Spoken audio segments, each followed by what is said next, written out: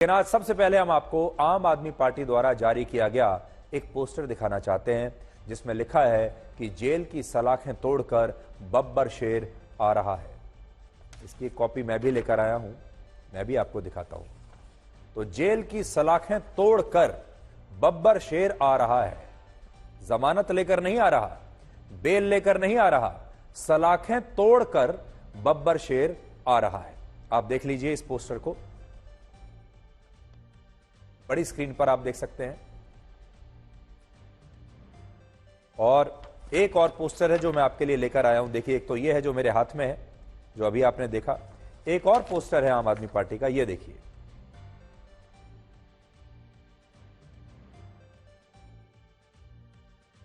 इसमें क्या लिखा है देखिए, मोदी की सलाखें आपके बेटे को कैद नहीं कर पाई। मोदी की सलाखें आपके बेटे को कैद नहीं कर पाई, यह लिखा है देखिए इस पे।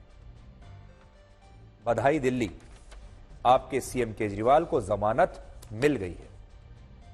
आज सुबह जब अरविंद केजरीवाल की पत्नी सुनीता केजरीवाल और आम आदमी पार्टी के तमाम बड़े नेता ये योजना बना रहे थे कि वो अरविंद केजरीवाल को रिसीव करने के लिए शाम को 4 बजे तिहाड़ जेल जाएंगे जब उनकी रिहाई होगी, और रिहाई के बाद उनका भव्य स्वागत किया जाएगा, तब उसी दौरान हाई कोर्ट से यह खबर आई कि अदालत ने, हाई कोर्ट ने ईडी की याचिका पर सुनवाई करते हुए अरविंद केजरीवाल की जमानत के फैसले पर फिलहाल के लिए रोक लगा दी है। और अब केजरीवाल तब तक तिहाड़ जेल से बाहर नहीं आएंगे जब तक इस मामले में हाई कोर्ट का फैसला नहीं आ जाता।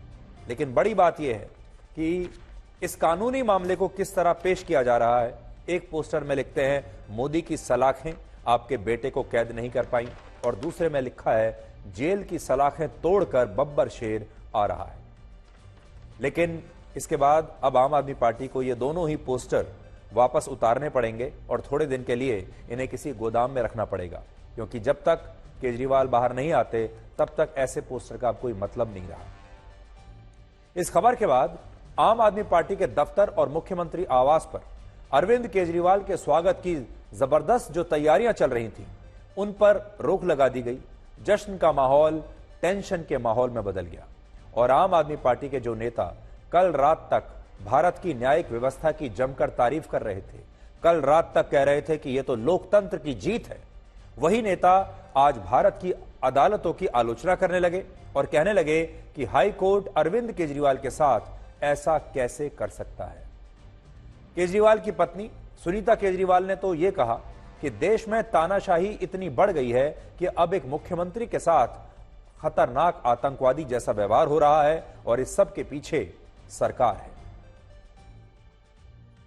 अभी कल ही आपके मुख्यमंत्री को बेल मिली, अभी सुबह ऑर्डर अपलोड होना था, ऑर्डर अपलोड नहीं हुआ और ईडी हाई कोर्ट पहुंच गई ऑर्डर को स्टे करवाने के लिए। इतना ये तो ऐसे हो गया as if Arvind Kejriwal is the most wanted terrorist of India. देश में तानाशाही इतनी हद पार कर रही है कि ईडी किसी को लिबर्टी भी नहीं देने के, मुख्यमंत्री के अगेंस्ट वो स्टे के लिए चली जाती है। कल जब ट्रायल कोर्ट की वेकेशन बेंच ने अरविंद केजरीवाल को जमानत देने का फैसला सुनाया था, तब आम आदमी पार्टी ने एक पोस्टर जारी करके उस पर लिखा था कि बधाई दिल्ली, आपके सीएम केजरीवाल को जमानत मिल गई है और मोदी की सलाखें आपके बेटे को कैद नहीं कर पाई। वही जो थोड़ी देर पहले मैं आपको दिखा रहा था। लेकिन आज जब हाई कोर्ट ने इस जमानत पर रोक लगा दी तो इसी आम आदमी पार्टी के नेता कह रहे हैं कि इस सब के पीछे मोदी सरकार है, और मोदी सरकार अरविंद केजरीवाल को सलाखों में कैद करके रखना चाहती है। अब आम आदमी पार्टी आपको यही बताएगी कि केजरीवाल की जमानत मोदी ने रुकवाई है, मोदी सरकार ने उस पर स्टे लगवा दिया है। लेकिन अगर आप सच्चाई जानना चाहते हैं तो आपको अपना कुछ कीमती समय आज हमें देना होगा और इन तथ्यों को बहुत ध्यान से देखना पड़ेगा। अरविंद केजरीवाल की जमानत का फैसला 20 जून को रात 8 बजे आया था, और यह फैसला ईडी की विशेष अदालत की वेकेशन बेंच ने सुनाया था। और यह वेकेशन बेंच एक जज की बेंच थी, और इसमें जो जज हैं उनका नाम है जस्टिस न्याय बिंदु। स्कूल और कॉलेजों की तरह हमारे देश की अदालतों में भी जजों को गर्मियों की छुट्टियां मिलती हैं और इन छुट्टियों के दौरान अदालतें बंद होती हैं। तो आजकल हमारे देश की सारी अदालतें बंद हैं और इस दौरान छुट्टी पर गए जजों का काम एक खास वेकेशन बेंच को सौंपा जाता है। यानी एक जो छुट्टी के दौरान 1 या 2 अदालतें खुली रहती हैं, जो कि रूटीन काम अगर कोई आ जाता है उसके लिए बनाई जाती हैं और इसीलिए उनको कहा जाता है वेकेशन बेंच। और वेकेशन बेंच में जो जज होते हैं वो लंबित मामलों की सुनवाई में उनके स्टेटस को ही बरकरार रखते हैं। स्टेटस को का मतलब यह है कि अगर किसी मामले में आरोपी की कस्टडी समाप्त हो रही होती है तो उस मामले में वेकेशन बेंच कस्टडी खत्म होने पर आरोपी को जमानत नहीं देता, बल्कि आरोपी की कस्टडी को कुछ दिन के लिए बढ़ा देता है। यह काम होता है उनका। और इसका कारण यह होता है कि वेकेशन बेंच ने उस मामले की बहस को तब सुना नहीं होता। तो जो रेगुलर बेंच है और वेकेशन बेंच में यह फर्क होता है कि वेकेशन बेंच जो है वो इसलिए उसका निर्माण किया जाता है, बनाया जाता है, ताकि जो काम रोजमर्रा के जो कामकाज हैं वो चलते रहे और जो रूटीन के जो काम हैं जहां पर कोर्ट की मोहर लगनी है वो लगते रहे। लेकिन वेकेशन बेंच कभी भी बड़े मामलों में अपना फैसला नहीं सुनाता और खास तौर पर इस तरह के बड़े मामले में और जमानत के जैसे मामले पर वो कभी फैसला नहीं सुनाता। लेकिन इस मामले में कुछ अलग हुआ। इस मामले पर वेकेशन बेंच ने सिर्फ 2 दिन में ही इस पूरे मामले की सुनवाई करके अरविंद केजरीवाल को रेगुलर बेल दे दी और इसी वजह से यह मामला हाई कोर्ट तक गया, दिल्ली हाई कोर्ट में आया और बाद में दिल्ली हाई कोर्ट को इस जमानत पर रोक लगानी पड़ी। अगर अरविंद केजरीवाल को जमानत वेकेशन बेंच की जगह रेगुलर बेंच ने दी होती, यानी रेगुलर अदालत से उन्हें मिल गई होती, तो इस जमानत पर शायद रोक नहीं लगती। लेकिन क्योंकि वेकेशन बेंच ऐसे मामलों में, बहुत रेयर मामलों में, बहुत कम ही मामलों में आरोपी को जमानत देती है, इसलिए यह मामला हाईकोर्ट गया और हाईकोर्ट ने पहली नजर में ही लोअर कोर्ट के इस फैसले पर रोक लगा दी। सबसे महत्वपूर्ण बात यह है कि जो स्पेशल कोर्ट है, लोअर कोर्ट, उसकी जिस रेगुलर बेंच ने इस मामले की पूरी बहस को सुना, उस बेंच ने अरविंद केजरीवाल को चुनाव में प्रचार करने के लिए बेल देने से भी इनकार कर दिया था। जबकि जिस वेकेशन बेंच ने सिर्फ 2 दिन इस मामले की सुनवाई की, उस बेंच ने अरविंद केजरीवाल को रेगुलर बेल दे दी, जो तब तक प्रभावी रहती है जब तक इस मामले में कोर्ट का अब आखिरी आदेश नहीं आ जाता, यानी फैसला नहीं आ जाता। इससे भी बड़ी बात यह है कि अरविंद केजरीवाल की जमानत पर यह फैसला 2 दिनों में आया और ऐसा शायद इसलिए हुआ क्योंकि 2 दिनों के बाद इस वेकेशन बेंच के जज बदलने वाले थे और अगर यह वेकेशन बेंच कल अरविंद केजरीवाल को जमानत नहीं देती तो फिर इस बेंच में नए जज आ जाते और वो इस केस पर अपना फैसला सुनाते और तब ऐसी स्थिति में इस केस की सुनवाई आगे के लिए बढ़ा दी जाती, टल जाती। लेकिन जस्टिस न्याय बिंदु की बेंच, वेकेशन बेंच ने कल ही अपना फैसला सुना दिया, जिसकी वजह से यह मामला हाईकोर्ट गया और क्योंकि हाईकोर्ट इन सारी बातों को समझता है, इसलिए उसने आज सुबह ही इस मामले की सुनवाई करने से पहले कह दिया कि जब तक उसका फैसला नहीं आएगा तब तक अरविंद केजरीवाल जेल में ही रहेंगे। आज मैं अपने साथ कुछ कागज लेकर आया हूं और उस बेल ऑर्डर के कुछ पेपर्स लेकर आया हूं, कॉपी लेकर आया हूं, जिसमें वेकेशन बेंच ने एक बहुत ही महत्वपूर्ण बात लिखी है, जिससे पता चलता है कि इस मामले में वेकेशन बेंच की जज के पास कम समय होने की वजह से उसने ये सारे दस्तावेजों को पढ़ा तक नहीं। तो ध्यान से आप सुनिएगा। इसमें लिखा है, although various bulky documents and citations have been filed by both the parties. However, it is not possible to go through these thousands of pages of the documents at this juncture, but this is the duty of the court to work upon the matter, whichever comes for consideration, and pass the order in accordance with the law. इसका हिंदी में मतलब है कि इस मामले में ED और केजरीवाल दोनों की तरफ से बहुत सारे दस्तावेज कोर्ट में पेश किए गए, लेकिन वेकेशन बेंच के पास इतना समय नहीं है कि वो इतने ढेर सारे हजारों दस्तावेजों को पढ़े। इन हजारों दस्तावेजों को अभी पढ़ा नहीं जा सकता और अदालत का यह कर्तव्य है कि उसके संज्ञान में जो भी बात आएगी वो उसे ध्यान में रखेगी और इस मामले में अपना फैसला सुनाएगी। तो मैंने आपको पढ़कर सुना दिया। तो अदालत खुद ये कह रही है कि भाई हजारों डॉक्यूमेंट्स और साइटेशंस हैं और हमारे पास इन्हें पढ़ने का इस समय नहीं है। इससे क्या बात साबित होती है कि अदालत ने उस सारे पेपर्स को पढ़ा तक नहीं और बिना पढ़े इस पर जमानत दे दी, जबकि जो रेगुलर अदालत है जो इस मामले की सुनवाई कर रही है उसकी राय इस पर बिल्कुल अलग थी। इस चीज को देखते हुए ही ईडी ने इस बेंच से 48 घंटे का समय मांगा था, लेकिन ईडी को यह समय नहीं मिला और कोर्ट ने अरविंद केजरीवाल को जमानत दे दी। ईडी ने कहा था कि आप हमें 48 घंटे का समय दीजिए आपके फैसले के खिलाफ दिल्ली हाई कोर्ट में अपनी याचिका दायर करने का, और फिर तब तक आप इस जमानत को होल्ड पर रखिए। लेकिन अदालत ने वो भी नहीं किया और अपने फैसले में अदालत ने कई ऐसी बातें लिखी जो अरविंद केजरीवाल के पक्ष में जाती है। वेकेशन बेंच ने कहा कि ईडी ने दिल्ली के मुख्यमंत्री के खिलाफ पक्षपाती कार्रवाई की है और अपना काम सही से नहीं किया है। ईडी मुख्यमंत्री अरविंद केजरीवाल के खिलाफ शराब घोटाले का अपराध साबित करने के लिए सबूत देने में नाकाम रही। न्याय सिर्फ होना नहीं चाहिए बल्कि न्याय होते हुए दिखना भी चाहिए, और अगर कोई आरोपी खुद के निर्दोष साबित होने तक सिस्टम के अत्याचार को सहता है तो उसे कभी पता नहीं चल पाएगा कि उसके पक्ष में न्याय हुआ है या यहां यह बात अरविंद केजरीवाल के लिए ही जज ने कही थी। और संक्षेप में ट्रायल कोर्ट की वेकेशन बेंच का कहना यह था कि ईडी इस मामले में बिना पक्षपात के काम नहीं कर रही और केजरीवाल के खिलाफ कोई ठोस सबूत नहीं होने के कारण उन्हें जमानत देना न्याय उचित होगा। तो ये सारी बातें उन्होंने लिखी हैं और कुछ चीजें मैं आपको पढ़कर बता देता हूं इसमें से।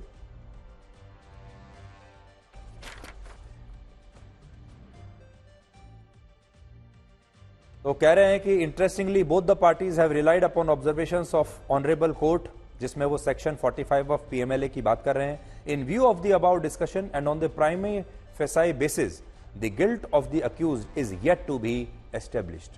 मतलब अरविंद केजरीवाल का जो दोष है वो अभी तक साबित नहीं हो पाया है। इन कारणों से ये बेल दी जा रही है। कल रात को जब वेकेशन बेंच ने अप्रत्याशित तरीके से केजरीवाल को यह जमानत दी तब उसी समय यह स्पष्ट हो गया था कि यह मामला हाईकोर्ट जाएगा और हाईकोर्ट तुरंत इस बेल ऑर्डर को रोक देगा, और आज वही हुआ।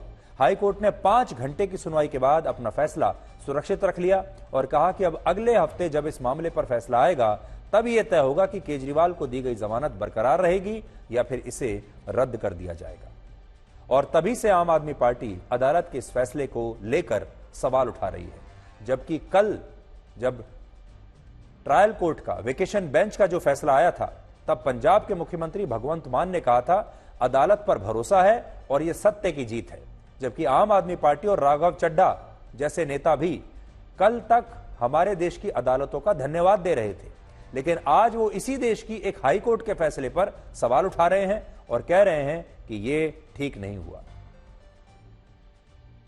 जब सारे गवाह, सारे सबूत, जो कुछ भी ईडी ने परोसा, सारे बयान जो कुछ भी ईडी ने परोसा, सारी दलीलें जो कुछ भी ईडी ने दी, उसको सुनने के बाद एक नियमित जमानत का जब आदेश आ गया तब तो कम से कम भाजपाइयों को शर्म करनी चाहिए कि आप ईडी को बिना ऑर्डर के दौड़ा दिया आप हाई कोर्ट। अब इस आदेश के बाद पूरी की पूरी भारतीय जनता पार्टी को खामोश होकर अरविंद केजरीवाल और आम आदमी पार्टी से माफी मांगनी चाहिए।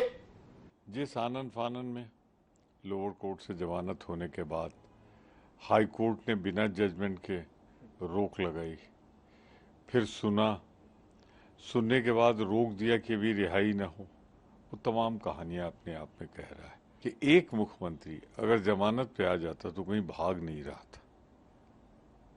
कैंसिलेशन तब भी हो सकता था, परंतु उसे रोके रहना जेल में। अब किस कारण की वजह से उन्होंने रोक लगाया, अब वही समझा पाएंगे, क्योंकि अगर वो रिहा होते हैं तब भी तो वो सुनवाई चलेगी ना। लेकिन अब ये किस कारण से इसको जो है रोक दिया गया, वो उसका वही बता पाएंगे कि क्या कारण क्या है। हाई कोर्ट के संज्ञान में जो भी बातें आई होंगी, तो अगर उन्होंने स्टे लगाया इसका मतलब कि कहीं न कहीं निचली अदालत के फैसले में कुछ कमी रह गई होगी। हमारा कोर्ट पे विश्वास है, जांच एजेंसियों पे विश्वास है और हमें पूरा विश्वास है कि कोई कितना भी कुचक्र रच ले, दोषी को सजा मिलेगी और जो निर्दोष होगा वो बचेगा। तो केजरीवाल अब कुछ समय के लिए तिहाड़ जेल में ही रहेंगे जब तक कि दिल्ली हाईकोर्ट का अंतिम फैसला इस बारे में नहीं आ जाता। आज की दूसरी बड़ी खबर आपके लिए यह है कि नीट यूजी की परीक्षा को रद्द कराने के लिए देश भर में विरोध प्रदर्शन शुरू हो गए हैं और छात्रों के अलग अलग समूहों ने सरकार को चेतावनी दी है कि अगर इस परीक्षा को रद्द नहीं किया गया तो छात्र देश भर में बड़े स्तर पर विरोध प्रदर्शन करेंगे। और छात्रों की यह चेतावनी शिक्षा मंत्री धर्मेंद्र प्रधान के उस बयान के बाद आई है जिसमें उन्होंने परीक्षा में हुई धांधली को स्वीकार करने के बाद भी इसे रद्द करने से इनकार कर दिया था। हालांकि यहां एक तथ्य यह भी है कि अभी जितने भी विरोध प्रदर्शन देश में हो रहे हैं उनका आयोजन कांग्रेस पार्टी की छात्र इकाई NSUI द्वारा कराया जा रहा है और इन विरोध प्रदर्शनों के पीछे छात्र कम है और कांग्रेस पार्टी के कार्यकर्ता और सदस्य ज्यादा है। इसलिए आपको एक बार को तो ये स्क्रीन देखकर ऐसा लगेगा जैसे पूरा देश जल रहा है, पूरे देश के छात्र और युवा सड़कों पर उतर आए हैं। लेकिन इनमें से ज्यादातर जो लोग आपको दिखाई दे रहे हैं ये अलग अलग पॉलिटिकल पार्टीज के कार्यकर्ता हैं। ऐसे प्लेकार्ड लेकर जो आ रहे हैं, सड़कों पर हंगामा कर रहे हैं, ये ज्यादातर पार्टियों के कार्यकर्ता हैं और वो इसलिए ये सब कर रहे हैं क्योंकि वो इसकी राजनीतिक माइलेज लेना चाहते हैं, इसका भरपूर राजनीतिक लाभ उठाना चाहते हैं। और देखिए विपक्षी दलों को इसका लाभ कब मिलेगा? जब सारे छात्र, देश के सारे युवा वो भड़क जाएंगे, जब वो सरकार के खिलाफ आकर खड़े हो जाएंगे, तब विपक्ष को इसका पूरा लाभ मिलेगा। और भारत जैसे लोकतांत्रिक देशों में क्या होता है कि विपक्ष ऐसे मौकों को बहुत एकदम से मौकों का फायदा उठाता है, ऐसे मौकों की तलाश में रहता है और विपक्ष के फायदे में यह है कि ज्यादा से ज्यादा जो छात्र हैं वो सरकार के खिलाफ आकर खड़े हो जाएं। यहां हम सरकार का बचाव नहीं कर रहे, सरकार की तो गलती है ही, NTA जो इस परीक्षा को करवाता है उसकी गलती तो है ही। और ये कोई छुपी हुई बात नहीं है कि हमारे देश में ये बहुत चिंता की बात है कि आज भी हम अपने देश की इतनी बड़ी बड़ी परीक्षाओं को ठीक से करा नहीं पा रहे हैं, इस बेईमानी को हम रोक नहीं पा रहे हैं। लेकिन इस सब के बीच राहुल गांधी ने नीट यूजी की परीक्षा देने वाले प्रभावित छात्रों को अपने पास बुलाया दिल्ली में और उनके साथ एक बातचीत की और इन छात्रों के साथ अपनी बातचीत का उन्होंने एक वीडियो जारी किया है जिसमें उन्होंने दो बड़ी बातें कही हैं। पहली बात, अगर सरकार इन छात्रों की रक्षा नहीं कर सकती तो विपक्ष इन छात्रों की रक्षा करेगा और वो इस मुद्दे को संसद में देश के छात्रों के लिए उठाएंगे। दूसरी बात, इस मामले में ताकत ना तो कोर्ट के हाथ में है ना सरकार के हाथ में है। असली ताकत ना कोर्ट के पास है ना सरकार के पास है, असली ताकत छात्रों के हाथ में है। और अगर ये छात्र एकजुट हो गए और अपनी मांगों के लिए अड़ गए तो सरकार को झुकना ही पड़ेगा। हालांकि राहुल गांधी के इस बयान से यह सवाल भी उठता है कि क्या वो इन छात्रों को कहीं भड़काने की कोशिश तो नहीं कर रहे हैं। लेकिन फिर भी आप पूरा वीडियो यहां देखिए। मैं आज 24 लाख स्टूडेंट से बात करना चाहता हूं जिनको नीट पेपर लीक से नुकसान हुआ। सड़क से संसद तक हम आपके साथ खड़े हैं। 24 लाख स्टूडेंट से मैं कहना चाहता हूं, आप अकेले नहीं हो। पिछले 7 साल में 70 बार पेपर लीक हुआ है और 2 करोड़ युवाओं को पेपर लीक से नुकसान हुआ है। एक साथ हम ये लड़ाई लड़ेंगे और ये लड़ाई जीतेंगे। मेन इशू जो है वो हमारा पेपर लीक है। So it's not only about 24 lakh NEET students, it's about whole family. There was a digital leak also this time. हमारे सोशल मीडिया अकाउंट्स बैन किए जा रहे हैं, हमारी वीडियोस डिलीट की जा रही हैं। और आपके हाथ में, अगर आप क्लैरिटी से खड़े हो गए और पीछे नहीं हटे, उन दोनों को आपकी बात माननी पड़ेगी।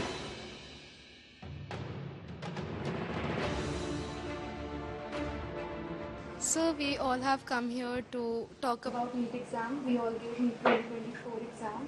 And most of us are 620 plus above who are sitting in this room. Last year 610 was the cutoff. बाकी cutoff 657 पहुंच गई है। तो जितने भी so called toppers थे 720, 715 and 718, 709, उनके जो actual marks थे probably they are below even 640. Well, how does that happen? Sir main issue जो है वो हमारा पेपर लीक है क्योंकि सर सबसे पहले अनुराग जो स्टूडेंट्स था उसने ऑलरेडी स्टेटमेंट्स में कहा कि एग्जाम लीक हुआ है।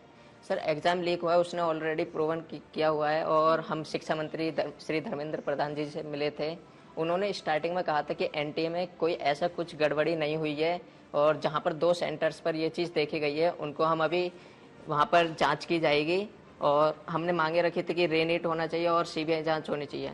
बट उन्होंने सीधा जो आंसर दिया था वो दिया था कि सब चीज़ हम सुप्रीम कोर्ट की मानेंगे, जो सुप्रीम कोर्ट फैसला करेगा वही माने। 1 day of the whole year, तो वो हमारा दिन डिसाइड करेगा कि हम डॉक्टर बन रहे हैं कि नहीं। मतलब सर कंक्लूजन है कि रीनीट ही अब हो सकता है, रिवैल्यूएशन तो नहीं होगा। नहीं तो अगर हम आपके लिए 2-3 चीजें कर सकें, सरकार के पर प्रेशर डाल पाए, तो हमें किस चीजों पे बोलना चाहिए? सर सबसे पहले तो रीनीट yes sir. Sir second NTA agency जो है वो एग्जाम्स ना ही कंडक्ट कराए, अगर वो नहीं करवा पा रहे हैं, एक्नॉलेज करें कि हम नहीं मैनेज कर पा रहे हैं। NTA as a concept is a failure. Yes NTA पे हमारा किसी का ट्रस्ट नहीं है, एनटीए पे इस टाइम। फर्स्ट पॉइंट री एग्जाम, सेकंड पॉइंट एनटीए ना कराएं, थर्ड पॉइंट एजुकेशन सिस्टम पे फोकस करें और काउंसलिंग। सर 4 पॉइंट ये कि जो बेसिकली जो ब्लाइंड स्पॉट्स हैं, जैसे कि टेलीग्राम पर पेपर लीक होना, ऑनलाइन पेपर लीक होना, इसके ऊपर भी एक इंक्वायरी होनी चाहिए। वो दोनों इंस्टीट्यूशंस निर्णय जब लेंगे जब आप प्रेशर डालो। Yes sir. अगर आपने ठीक से प्रेशर डाला और आप पीछे नहीं हटिए, और अगर आप काफी स्टूडेंट्स आ जाएंगे, तो वो दोनों इंस्टीट्यूशंस इसको कैंसिल करो। पावर ना कोर्ट के हाथ में है ना मिनिस्ट्री के हाथ में है, पावर आपके हाथ में है। अगर आपने क्लैरिटी से खड़े हो गए और पीछे नहीं हटे, उन दोनों को आपकी बात माननी पड़ेगी। ठीक है, थैंक यू। आपका जो एस्पिरेशन है, आपका जो विजन है, इसी से देश का विजन बनेगा, इसी से देश की प्रगति होगी। अगर सरकार आपकी रक्षा नहीं कर सकती है तो ऑपोजिशन आपकी रक्षा करेगी। ये जो आपका मुद्दा है, इसको मैं पर्सनली संसद में आपके लिए उठाऊंगा और पूरा का पूरा दबाव हम सरकार पे डालेंगे। तो देखिए, राहुल गांधी ने अब इस मुद्दे को पकड़ लिया है और अब वो छात्रों के साथ बातचीत करके ये वीडियो जारी कर रहे हैं, और उन्होंने ये भी कहा है कि अगर सरकार इन छात्रों की रक्षा नहीं कर सकती तो फिर विपक्ष इन छात्रों की रक्षा करेगा। देखिए, ऐसे में क्या है, छात्र परेशान है, देश के युवा परेशान है, और उन्हें परीक्षा की जो पूरी व्यवस्था है उस पर शक हो गया है। परीक्षा जिस व्यवस्था के तहत करवाई जा रही है, क्या ये पारदर्शी है? क्या ईमानदारी से परीक्षाएं करवाई जा रही हैं? क्या नौकरियां जो दी जा रही हैं, एडमिशन जो दिए जा रहे हैं कॉलेजों में, क्या वो ईमानदारी से दिए जा रहे हैं? इस व्यवस्था पर छात्रों को शक हो गया है, और छात्रों को ऐसा लग रहा है कि उनके साथ बेईमानी हो रही है, और ऐसे में छात्र भटक जाते हैं, और जो भी छात्रों को उम्मीद की एक भी किरण दिखाता है, छात्र युवा उसी के पीछे चले जाते हैं। इसलिए सरकार के लिए भी एक बहुत बड़ी चुनौती है, क्योंकि हमारे देश में ऐसे लाखों करोड़ों छात्र हैं जिन्हें अब परीक्षाओं पर ही शक होने लगा है, जो इतनी मेहनत से परिश्रम करके परीक्षाओं की तैयारी करते हैं और फिर उनके साथ धोखा होता है। और यह सिर्फ एक परिवार के साथ धोखा, एक छात्र नहीं, पूरे परिवार के साथ धोखा है, यानी पूरे के पूरे परिवार इससे प्रभावित होते हैं। नीट में अगर 24 लाख छात्र हैं तो आप मानकर चलिए कि 24 लाख परिवार इससे परेशान हो रहे हैं। बहुत बड़ी जनसंख्या है ये, और ऐसे में ये जो 24 लाख परिवार हैं, ये किसके पास जाएंगे? या तो सरकार से इन्हें सही समय पर न्याय मिल जाए, और इन्हें ऐसा लगे कि सरकार हमारे साथ न्याय कर रही है, यानी न्याय होता हुए दिखे भी, इनको नजर आए कि न्याय हो रहा है। और अगर इन्हें ऐसा नजर नहीं आया कि सरकार न्याय कर रही है, तो फिर जो भी इन्हें न्याय का भरोसा देगा, ये उसके पीछे चले जाएंगे। और विपक्षी नेता और राहुल गांधी इस बात को अच्छी तरह से समझ गए हैं। इसी मामले में अब तेजस्वी यादव का भी स्पष्टीकरण आ गया है, जिसमें उनके ऊपर जो आरोप लगे थे, जिसमें कहा गया था कि उनके निजी सचिव प्रीतम कुमार पर आरोप है कि उन्होंने नीट यूजी की परीक्षा का क्वेश्चन पेपर लीक कराने वाले छात्रों के लिए पटना के एक सरकारी गेस्ट हाउस में कमरा बुक कराया था। तेजस्वी यादव का कहना है कि ये सारे आरोप गलत हैं, और सरकार अगर सच बोल रही है तो वो उनके निजी सचिव को बुलाकर पूछताछ क्यों नहीं कर लेती। राज्य में सरकार उनकी, केंद्र में सरकार उनकी, जांच एजेंसियां उनकी। हम ही कहते हैं मुख्यमंत्री जी को बुला ले मेरे साइड को, अरे चाहे पीए हो, पीएस हो, कोई हो, बुला करके पूछताछ कर ले, कोई अगर बात है तो। लेकिन जो उप मुख्यमंत्री लोग जो सवाल उठा रहे हैं, ईओयू तो आज तक कहा नहीं है इस बात को लेकर के, इनको तो रिपोर्ट करता है नहीं। ये तो बिना ज्ञान है, इन लोगों को ज्ञान नहीं है। और इस वक्त एक और बड़ी खबर यह है कि नीट यूजी की परीक्षा कराने वाली नेशनल टेस्टिंग एजेंसी ने एक और परीक्षा को स्थगित कर दिया है और इस परीक्षा को CSIR UGC नेट की परीक्षा कहते हैं, जो 25 जून से 27 जून के बीच होनी थी। और यह परीक्षा साइंस और टेक्नोलॉजी के क्षेत्र में जूनियर रिसर्च फेलोशिप करने वाले छात्रों के लिए होती है। लेकिन NTA ने कहा है कि संसाधनों की कमी होने के कारण इस परीक्षा को अभी स्थगित किया जा रहा है और अब यह परीक्षा नई तारीखों पर बाद में कराई जाएगी। इससे पहले NTA ने 18 जून को हुई UGC नेट की परीक्षा को भी रद्द कर दिया था और यह कहा था कि इस परीक्षा का क्वेश्चन पेपर डार्क वेब पर लीक हो गया, जबकि इस परीक्षा में भी 9 लाख छात्र शामिल हुए थे। तो ये बड़ा चिंतित करने वाला विषय है कि हमारे देश में हम परीक्षा भी ठीक से नहीं करा पा रहे हैं। और जैसा मैंने आपको कहा कि ये जो सारी परीक्षाएं हो रही हैं, इन सारी परीक्षाओं में सबसे ज्यादा असर पड़ता है युवाओं पर, सबसे ज्यादा असर पड़ता है उन युवाओं के परिवारों पर। और जिस देश में युवाओं के साथ अगर बेईमानी होने लगे, युवाओं के साथ अन्याय होने लगे, युवाओं की मेहनत पर अगर पानी फेरने लगे, तो फिर वो देश क्रांति की तरफ बढ़ने लगता है। और जैसा मैंने अभी थोड़ी देर पहले भी बताया था, ये युवा न्याय को तलाश रहे हैं और जो भी इन्हें न्याय दिलवाने का वादा करेगा या इन्हें न्याय दिलवाएगा, ये उसके पीछे जाएंगे। लेकिन विडंबना यह है कि देखिए, इतनी बड़ी बड़ी परीक्षाओं की भी अब अग्नि परीक्षा चल रही है। अब हम आपको यह बताएंगे कि हमारे देश में गरीबों की राजनीति करने वाले नेता सत्ता में आते ही सबसे पहले अपने लिए एक शानदार महल क्यों बनवाते हैं। आंध्र प्रदेश में सत्ता परिवर्तन होते ही पूर्व मुख्यमंत्री YSR जगनमोहन रेड्डी अपने आलीशान महल को लेकर विवादों में आ गए हैं। और यह महल कोई ऐसा वैसा महल नहीं है, बल्कि सरकारी पैसों से बना वो महल है जिस पर 452 करोड़ रुपए खर्च हुए हैं। फिर से सुन लीजिए, 452 करोड़ रुपए। और अब इसे आंध्र प्रदेश में जगन पैलेस यानी जगन महल का नाम दिया जा रहा है। आंध्र प्रदेश के पर्यटन विभाग के पैसे से बना यह महल विशाखापट्टनम के मशहूर ऋषिकोंडा हिल्स पर मौजूद है, जिसमें एक थिएटर है, पूरा थिएटर हॉल है, 12 लग्जरी बेडरूम्स हैं, 15-15 लाख रुपए के 200 झूमर इसमें लगाए गए हैं, 33 करोड़ रुपए इस महल के इंटीरियर पर खर्च हुए हैं और 12-12 लाख रुपए का एक कमोड, वॉशरूम में एक स्पा सेंटर और लाखों रुपए की मसाज टेबल्स लगाई गई हैं। और इस महल को बनाने पर कुल खर्चा 452 करोड़ रुपए तब खर्च हुआ जब आंध्र प्रदेश पर 12 लाख करोड़ रुपए का कर्ज है। आंध्र प्रदेश पर 12 लाख करोड़ रुपए का कर्ज है। उस कर्ज को कम करने के बजाय 450 करोड़ का यह महल बना दिया। और एक पहाड़ी है जिसे पूरी की पूरी पहाड़ी को ऐसा लगता है जैसे इस महल के लिए उन्होंने ले लिया है और इसे एक अलग तरह का एक आइलैंड जैसा बना दिया है।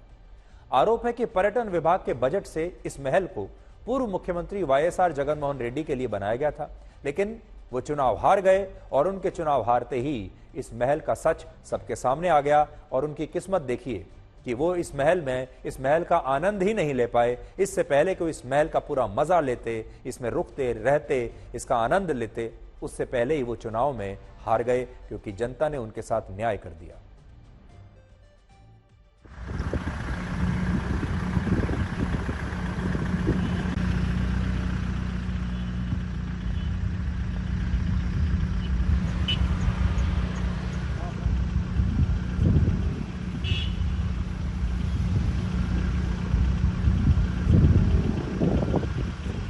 Buildings right behind me are constructed on the Rushikonda hill, where a part of a hill has been chopped off and several blocks, nearly 7 blocks have been built in this particular place with a beachside view with a cost of worth more than 500 crores.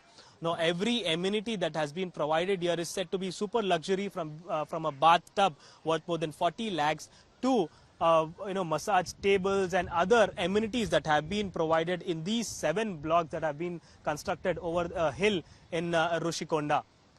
Now here the YSRCP is claiming that these buildings were constructed for public use.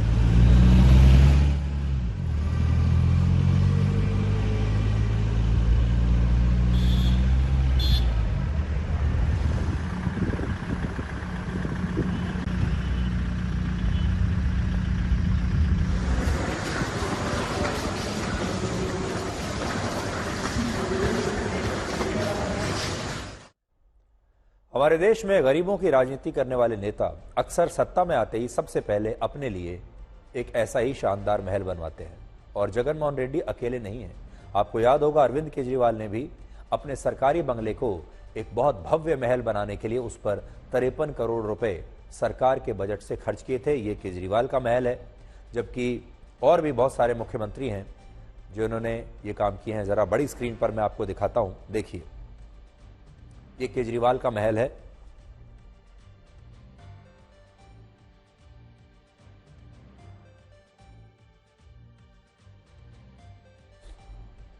इसी तरह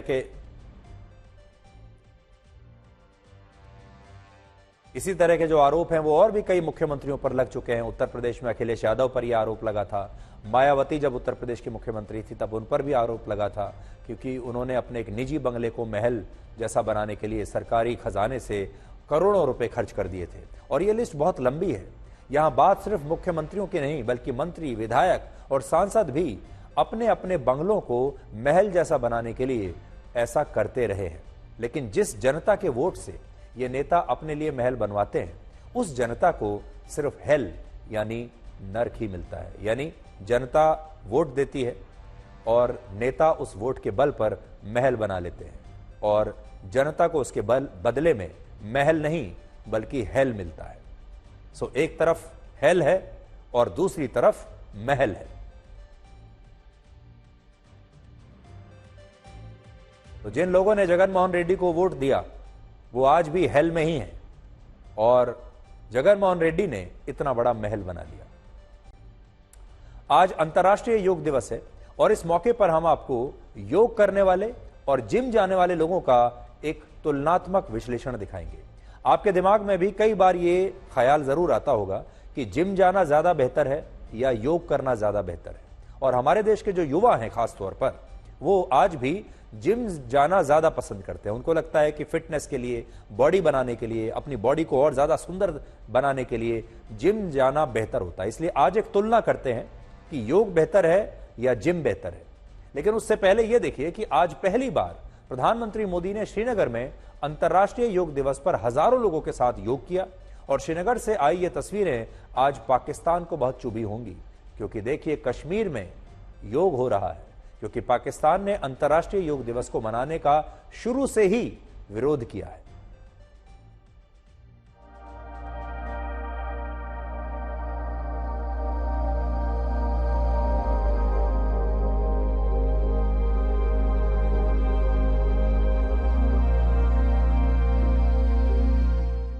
योग केवल एक विद्या नहीं है, बल्कि एक विज्ञान भी है।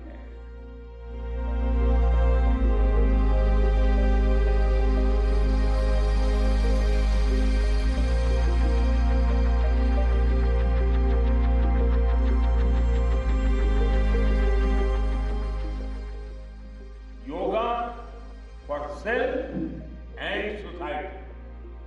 The world is looking at yoga as a powerful agent of global good.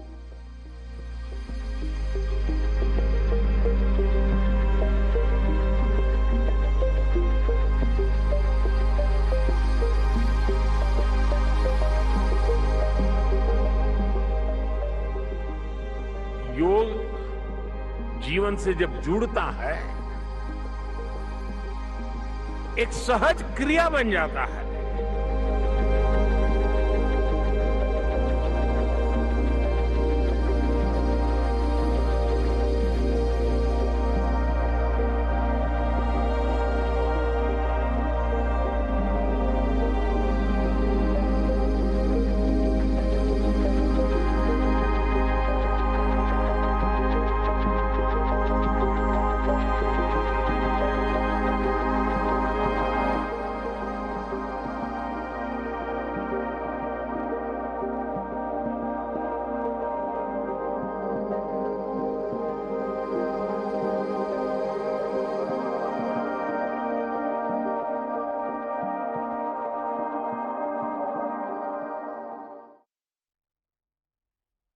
आज भारत में बहुत सारे युवा फिट रहने के लिए जिम जाते हैं, लेकिन क्या आपको पता है कि जिम वाला ये कल्चर प्राचीन ग्रीस से पूरी दुनिया में फैला और फिर भारत में इसे अपना लिया गया।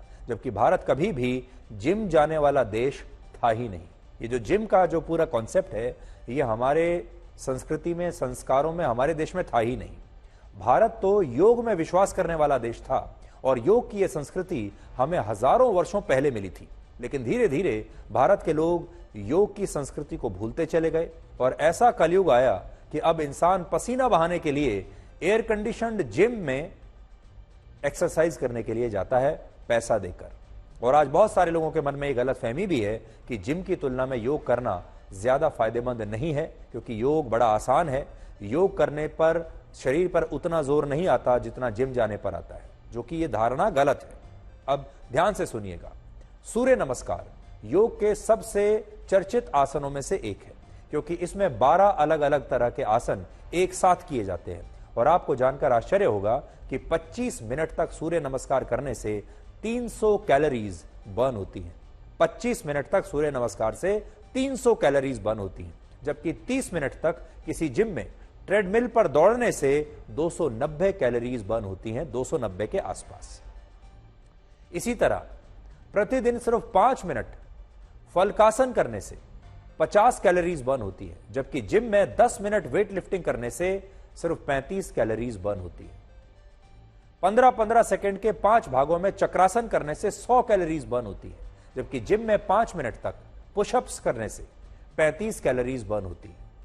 और सबसे बड़ी बात यह कि प्रतिदिन आधे घंटे योग करने से आपका शरीर तो अच्छा होता ही है, आपके मन से तनाव दूर होता है, सकारात्मकता आती है, याददाश्त अच्छी होती है, नींद अच्छी आती है, गुस्सा कम आता है, जीवन में प्रसन्नता बढ़ती है, शरीर लचीला होता है और हाई ब्लड प्रेशर, शुगर और हृदय जैसी बीमारियों में योग करने से बहुत मदद मिलती है। जबकि जिम में प्रोटीन पाउडर खाकर बनाई गई बॉडी को ये सारे लाभ नहीं मिलते। और जिम जाने वाले व्यक्ति की तुलना में नियमित रूप से योग करने वाला व्यक्ति ज्यादा फिट, ज्यादा स्वस्थ और ज्यादा प्रसन्न और आनंदित होता है।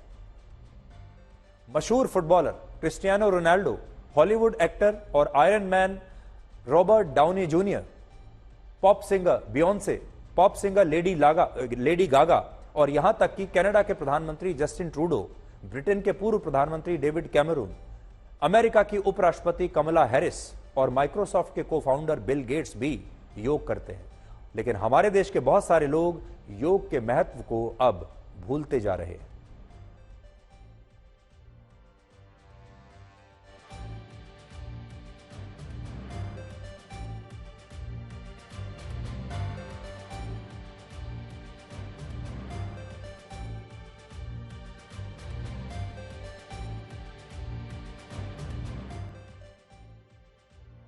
तो योग मतलब आपका स्वास्थ्य है, लेकिन आपका स्वास्थ्य एक और चीज पर निर्भर करता है और वो है कि आप क्या खाते हैं। आज के जमाने में जब हमारे देश में परीक्षाओं में होने वाली धांधली पर इतनी चर्चा हो रही है, और तब हम आपको एक और लीकेज के बारे में बताना चाहते हैं। देखिए, दुर्भाग्य ये है कि हमारे देश में जो बेईमानी और लापरवाही परीक्षाओं में हो रही है, वही बेईमानी और लापरवाही खाने पीने में हो रही है। और ये जो मुद्दा है, ये है फूड सेफ्टी लीकेज का मुद्दा, जिसने भारत के 142 करोड़ लोगों के सामने एक नया संकट पैदा कर दिया है। पिछले 1 महीने में ऐसी 20 से ज्यादा घटनाएं हुई हैं, जिनमें आइसक्रीम में इंसान की कटी हुई उंगली, चॉकलेट सिरप में मरा हुआ चूहा, चिप्स के पैकेट में मरा हुआ मेंढक, सूप में छिपकली, सब्जी में कॉकरोच, सांभर में चूहा और फ्लाइट के खाने में ब्लेड और ट्रेन के खाने में कीड़े मकोड़े मिल चुके हैं। अब हर रोज ऐसी घटनाएं हो रही हैं और सबसे ज्यादा चिंता की बात यह है कि इन घटनाओं को हमारे देश में बहुत ही सामान्य घटना मानकर लोग भूल जाते हैं और अगले दिन फिर बाहर का खाना शुरू कर देते हैं, जबकि ये एक ऐसी लीकेज है जिसके कारण किसी की जान कभी भी जा सकती है। ये सारी तस्वीरें जो आप देख रहे हैं, असल में आज भारत की जो रियलिटी है, भारत की जो सच्चाई है, वो यही तस्वीरों में है जो अभी आपने देखी। ये सारी चीजें जो आप देख रहे हैं, यही आपके पेट में जा रहा है। और दुख की बात यह है कि इस पर किसी को कोई आपत्ति नहीं, सरकार को कोई आपत्ति नहीं, सरकार की एजेंसियों को कोई आपत्ति नहीं, और सब कुछ हर रोज पहले जैसा चल रहा है। हाल ही में गुजरात के जामनगर में एक वेफर्स के पैकेट में मरा हुआ मेंढक मिला। बड़ी बात यह है कि इस मामले में वेफर्स बनाने वाली कंपनी के खिलाफ जिस तरह की कार्रवाई होनी चाहिए थी वैसा कुछ नहीं हुआ। इसी तरह केरल की जिस घटना में चॉकलेट सिरप के पैकेट में मरा हुआ चूहा मिला, उस मामले में भी सोशल मीडिया पर तो बहुत हंगामा हुआ, लेकिन जमीन पर फूड सेफ्टी से जुड़ी संस्थाओं ने आरोपी कंपनी के खिलाफ तुरंत कोई बड़ी कार्रवाई नहीं की। और यही स्थिति बाकी के मामलों की भी है। महाराष्ट्र में पिछले दिनों जिस आइसक्रीम में इंसान की कटी हुई उंगली निकली, उस मामले में पुलिस ने जांच करके यह तो पता लगा लिया कि यह उंगली किस व्यक्ति की है, और यह उस व्यक्ति की उंगली है जो इसी आइसक्रीम को बनाने वाली फैक्ट्री में काम करता था, और काम करते हुए उसकी उंगली कट गई और गलती से इस आइसक्रीम के अंदर पैक हो गई।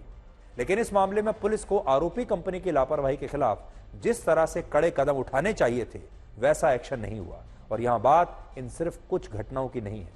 पिछले दिनों जब एक रेस्टोरेंट में परोसे गए सूप के अंदर मरी हुई छिपकली निकली, भोपाल से आगरा जा रहे वंदे भारत ट्रेन के खाने में कॉकरोच निकला, बिहार में बांका के एक इंजीनियरिंग कॉलेज की कैंटीन में मरा हुआ सांप निकला, दिल्ली के एक रेस्टोरेंट में ग्राहक को खाने के लिए दिए गए डोसे में 8 कॉकरोच निकले। इन सभी मामलों में घटनाओं के वीडियो सोशल मीडिया पर तो आ गए, आपने देख भी लिए, लेकिन इन मामलों में शिकायत भी दर्ज हुई, लेकिन एक हफ्ते में इन सारी घटनाओं को भुला दिया गया और इस लीकेज की कहीं कोई बात नहीं हो रही। इससे आप समझ सकते हैं कि हमारे देश में फूड सेफ्टी का हाल इतना बुरा है कि कोई भी आपको आज कुछ भी खिलाकर जा सकता है और उसके खिलाफ कोई कार्रवाई नहीं होगी। आज वो आपको खिलाएगा, कल बाकी लोगों को खिलाएगा, और मुनाफा कमाने के लिए हमारे देश में बाहर के खाने में जबरदस्त तरीके से बेईमानी हो रही है और मिलावट हो रही है। कल्पना कीजिए कि अगर ये खाना जिसकी तस्वीरें अभी हमने आपको दिखाई, अगर ये आपके पेट में गया हो तो क्या होगा। और इस बात की कोई गारंटी नहीं कि आप खाना जो बाहर खाते हैं हर रोज या हफ्ते में एक बार या जितना भी बाहर का खाना खाते हैं, कभी ट्रेन में खाते हैं, रेस्टोरेंट में खाते हैं, कैंटीन में खाते हैं, दुकान पर खाते हैं, फ्लाइट में खाते हैं, हो सकता है न जाने कितनी बार इसी तरह का मिलावटी खाना, घटिया क्वालिटी का खाना आपके पेट में भी गया होगा। और कई बार आपको पता चलता है, कई बार पता चलता ही नहीं। भारत में दुनिया की सबसे ज्यादा आबादी वाला भारत जो देश है, जहां 142 करोड़ लोग रहते हैं, लेकिन इसके बावजूद फूड सेफ्टी में बेईमानी को लेकर हमारे देश में सरकारें कोई गंभीरता नहीं दिखाती और ना ही इसके लिए जवाबदेह संस्थाएं जो हैं वो कुछ कर रही हैं। इनमें जो मुख्य संस्था है उसका नाम है food safety and standards authority of India. इस संस्था ने पिछले 3 साल में खाने पीने से जुड़े 4,29,000 नमूनों की यानी सैंपल्स की जांच की, जिनमें हजारों प्रोडक्ट्स खराब क्वालिटी के मिले और यह भी पता चला कि प्रोडक्ट भ्रामक विज्ञापनों के साथ बेचे जा रहे थे। जैसे किसी प्रोडक्ट में जरूरत से ज्यादा चीनी थी, जैसे हम आपको बार बार बता रहे हैं, किसी प्रोडक्ट में कोई जरूरत से ज्यादा केमिकल थे, जैसे आपने मसालों के बारे में सुना होगा, उनमें कुछ खास केमिकल जरूरत से ज्यादा है, आपने जूस के बारे में सुना होगा, और बहुत सारे बच्चों के लिए जो प्रोडक्ट आते हैं उनमें जरूरत से ज्यादा चीनी भरी हुई है। लेकिन इस सब के बावजूद इस संस्था ने लोगों को इन प्रोडक्ट्स के बारे में जागरूक नहीं किया और ना ही इनके बारे में बताया। हमारे देश में फूड सेफ्टी को लेकर सिर्फ खाना पूर्ति होती है। बड़ी बड़ी कंपनियां शायद व्यवस्था के साथ, सरकार के साथ, अफसरों के साथ सेटिंग करके बच जाती हैं और हमारे देश के इन कंपनियों का धोखा भी लोग इनका धोखा भी खाते हैं और इनके सड़े हुए और बीमार करने वाले प्रोडक्ट भी खाते हैं और इनका कोई कुछ नहीं बिगाड़ पाता। तो आज हमने एक निश्चय किया है कि अगर आपके साथ भी ऐसा कुछ हो रहा है, अभी तक हमारे देश में परंपरा यह रही है कि अगर आप बाहर जाते हैं, किसी दुकान पर कुछ खाना खाते हैं, वापस आकर आपकी तबीयत खराब हो जाती है, आप उस दुकान वाले की शिकायत कभी नहीं करते और सिर्फ डॉक्टर के पास जाते हैं और बड़े आराम से कह देते हैं कि हाँ बाहर का कुछ खा लिया होगा जिससे तबीयत खराब हो गई। लेकिन इसके बाद ऐसा मत कीजिएगा। जिन खाने में अभी हमने आपको दिखाया, कहीं छिपकली मिली, कहीं मेंढक मिला, कहीं कुछ कॉकरोच मिला, ये तो उस प्लेट में कॉकरोच आया होगा, लेकिन जब वहां वो खाना बना होगा जिसमें ये कॉकरोच पड़े होंगे, बाकी लोगों ने जो खाना खाया होगा, हो सकता है उनकी प्लेट में कॉकरोच ना आया हो, लेकिन खाना तो वही था और उन्हें कभी पता नहीं चलेगा कि वो इस तरह का घटिया खाना खा रहे हैं, मिलावटी और लापरवाही से बना खाना खा रहे हैं। इसलिए आपको जागरूक होना होगा, अपनी आवाज उठाइए। अगर आप हमें लिखना चाहते हैं, हमारी कुछ मदद चाहते हैं, तो आप हमें भी लिख सकते हैं, हम भी आपकी आवाज उठाएंगे।